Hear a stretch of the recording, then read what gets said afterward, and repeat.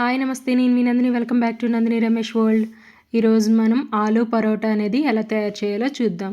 ఇది మార్నింగ్ బ్రేక్ఫాస్ట్గా కానీ, ఈవినింగ్ స్నాక్స్గా కానీ, లేదంటే లంచ్ బాక్స్లోకి కానీ ఈజీగా ప్రిపేర్ చేసుకోవచ్చు.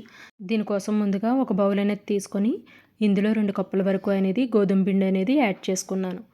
ఇందులోనే ఒక హాఫ్ స్పూన్ అనేది సాల్టు, అలాగే ఒక స్పూన్ అనేది నూనె వేసుకోవాలి.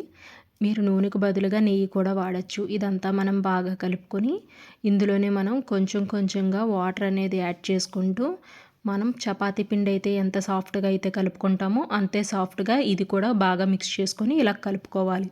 ఇది ఒక హాఫ్ అన్ అవర్ అనేది మూత పెట్టి పక్కన పెట్టేసుకుందాం.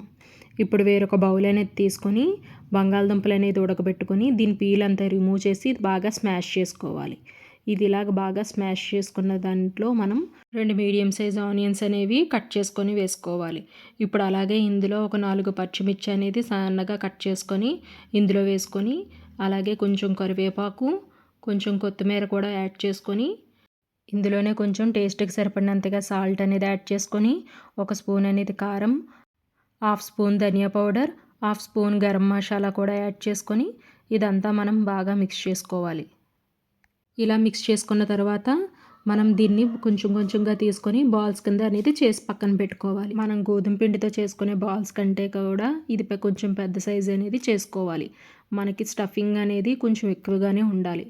ఇప్పుడు ఇవన్నీ పక్కన పెట్టుకొని మనం అలాగే గోధుమ పిండితో కూడా బాల్స్ అనేవి చేసి పక్కన పెట్టేసుకోవాలి.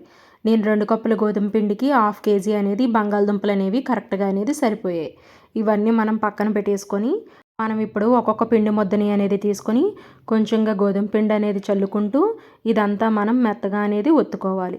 ఇది కొంచెం లైట్గా అనేది ఇలా ఒత్తుకున్న తర్వాత మనం ఆల్రెడీ ప్రిపేర్ చేసి పెట్టుకున్న బంగాళదుంప స్టఫింగ్ అనేది ఇందులో పెట్టుకొని ఇదంతా మనం కనిపించకుండా అనేది బాగా క్లోజ్ చేసుకోవాలి. ఇలా క్లోజ్ చేసుకున్న తర్వాత మనం దీన్ని బాగా ప్రెస్ చేసుకొని బాగా పలచగాను కాకుండా అలాగని తిన్నగాను కాకుండా ఈ కన్సిస్టెన్సీలో అనేది మనం ఒత్తుకోవాలి.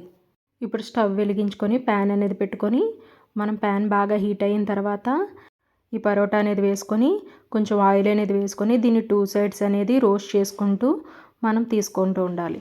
ఇలాగే మిగిలినవన్నీ కూడా వేసుకోవాలి. ఇప్పుడు మనకి ఎంతో టేస్టీ అయిన ఆలూ పరోటా అనేది రెడీ అయిపోయింది.